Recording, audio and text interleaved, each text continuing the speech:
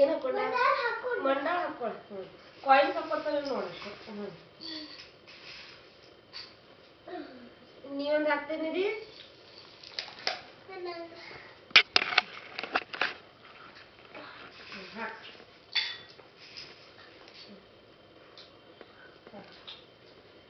Coins ಹಾಕೋತಾರೆ lakh ಇಲ್ಲ ಸುಧಾ.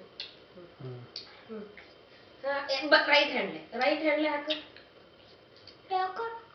ಯಾಕಂದ್ರೆ right hand is good hand.